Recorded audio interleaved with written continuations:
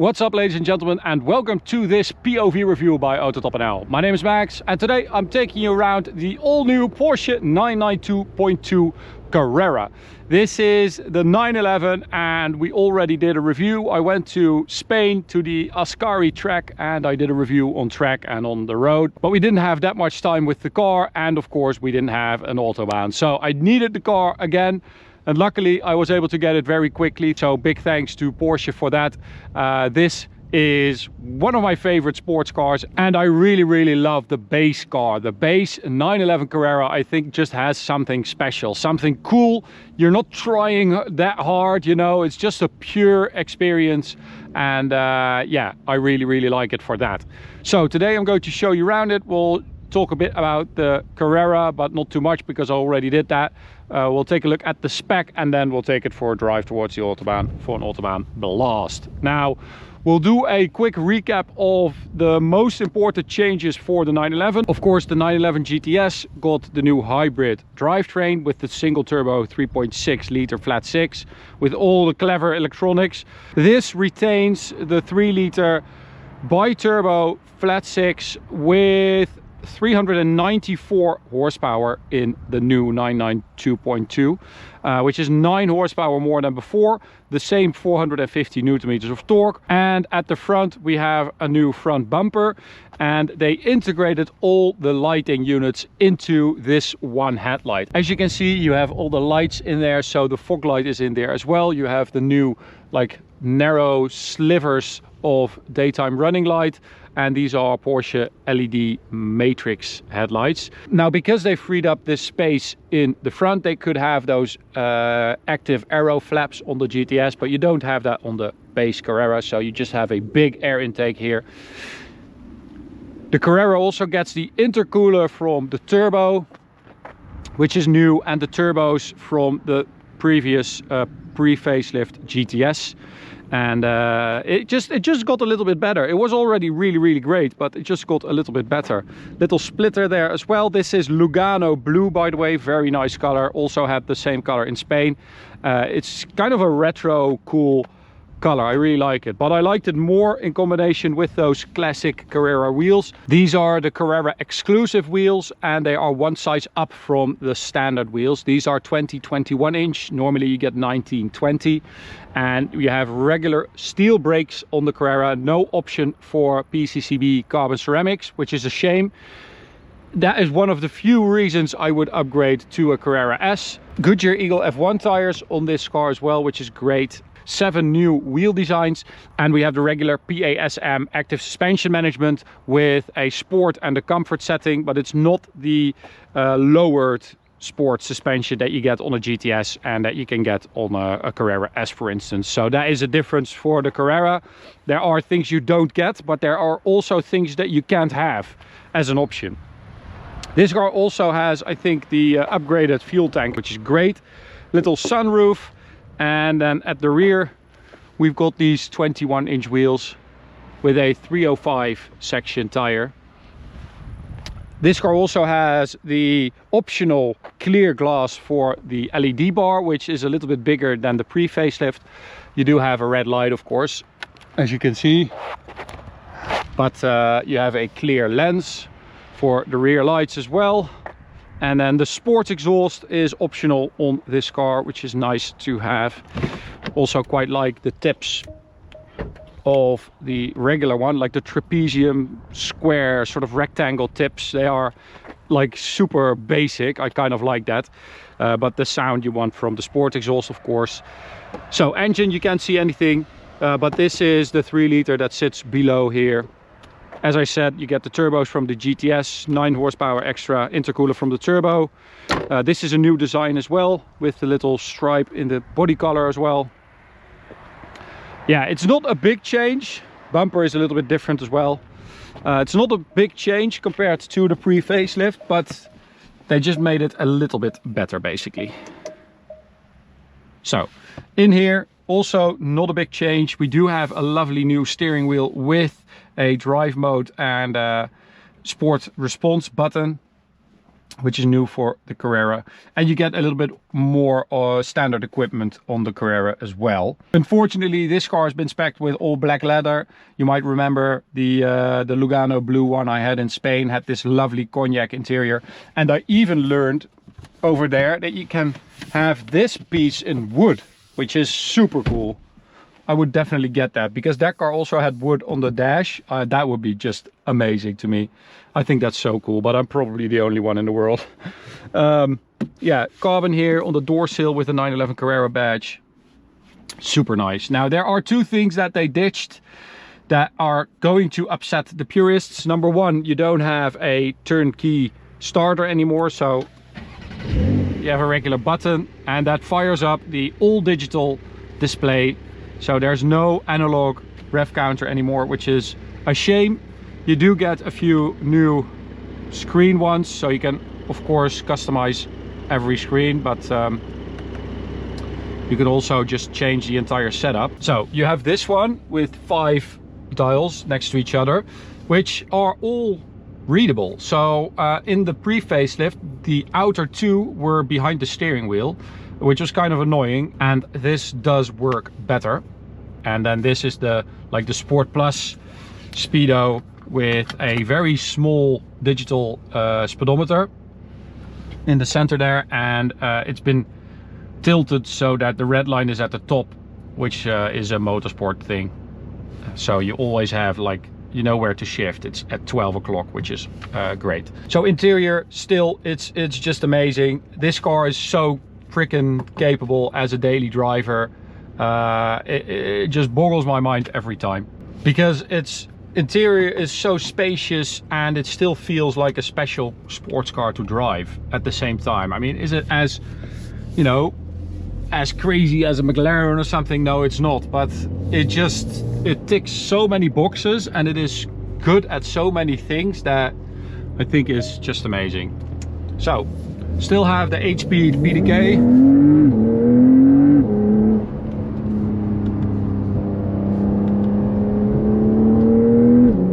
which is amazing as always.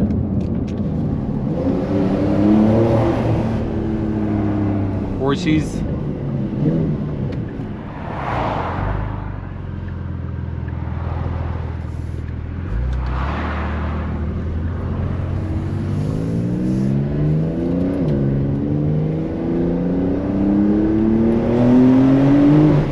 Oh, it sounds good. It really does. Oh, come on. It sounds really, really good. You still have that naturally aspirated feel of the sound having like a crescendo at the top of the revs, which just means that it always feels like it's good to rev it all the way out, which is a feeling that you don't get often in a turbocharged car, which is nice. So 0 to 100, 3.9 seconds with launch control. Oh, just grips, which is an added benefit, of course, of having, you know, not too much power. The previous one had 385 horsepower. I said it back then as well. I just love the fact that you can actually properly use it. You can really like go through the gears more than you can in like a 911 turbo or even a GTS. It just feels a little bit more manageable on everyday roads, on a B road, just city traffic, whatever. It feels like you can use it more often. And for example, we were driving the Lamborghini Revuelto with 1015 horsepower, and we were driving it in Italy on a beautiful B road. By in Italy on a beautiful B road, you can't use it. You're not coming out of third gear, and even then you're already going way too fast, because first gear is like 106 kilometers an hour. If I would have brought this car to that same road, I think I would have had more fun, because you can just use it more and just play around a little bit more and have some fun.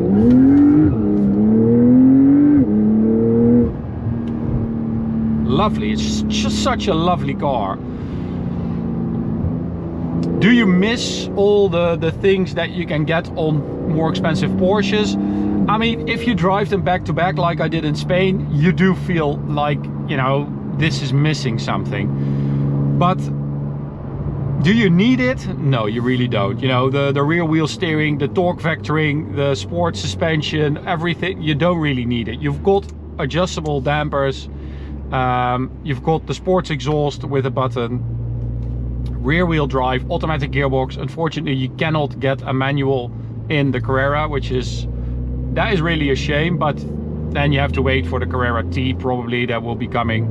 That was the case with the previous 911, the pre-facelift.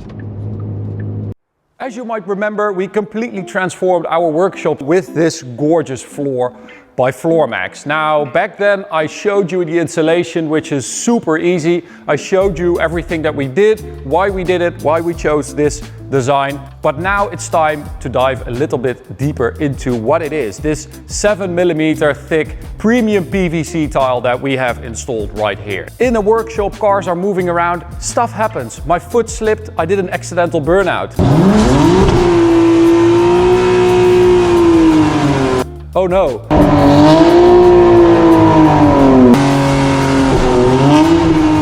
The tile melted because it's PVC.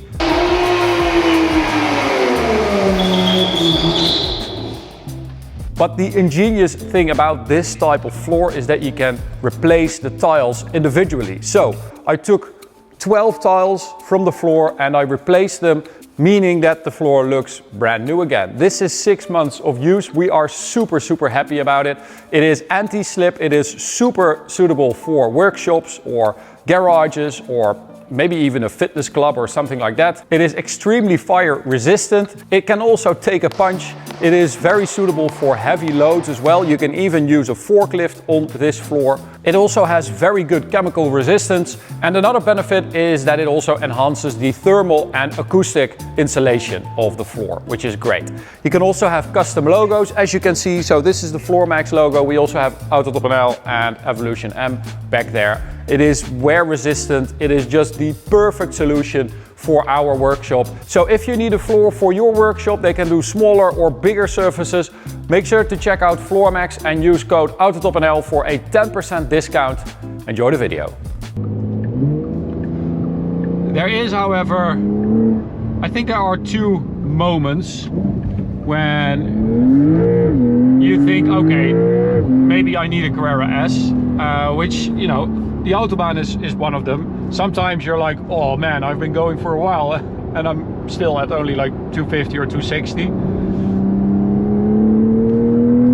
And when you're on a track and you have a straight, then you also feel like a little bit more power could be nice.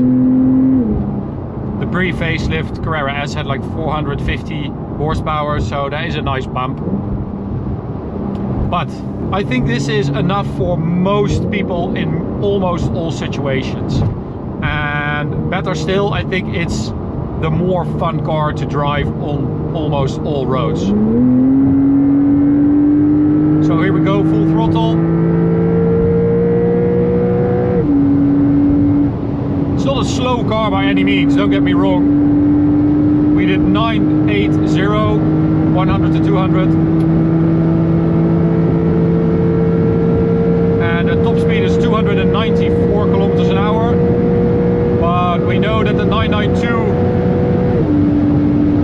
speedos, they are a bit optimistic.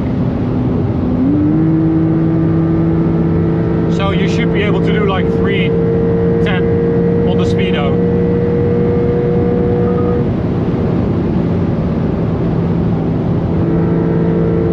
I'm not sure we'll get that today, quite busy, and as you can see, you do need a bit of space to get close to the top speed. This is a top speed claim, but I have to brake here. Braking performance, very good. These steel brakes, they are very bitey. Pedal feel is super good. but they just get a little bit hot if you use them multiple times at these speeds. So that's why I said, you know, carbon ceramics, yeah, it would be nice, but it's not a big issue. So that 100 to 200 time, even though it has 9 horsepower extra, it's exactly the same as I did before with the pre-facelift. I did see that this is, you know, 15 kilos or something heavier, but yeah, it's just basically you have the same performance as before. Although to me it does feel a little bit I feel like the drivability has improved slightly. I don't know what they did to it exactly, but I know that they did 5.4 million test kilometers with the 992.2, so they must have changed something, right? So we're at 300 here.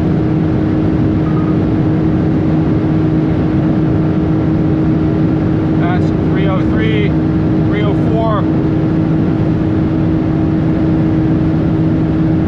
306, going to let off there. Don't know what's in this corner. A couple cars here apparently, so yeah, that's not bad, eh?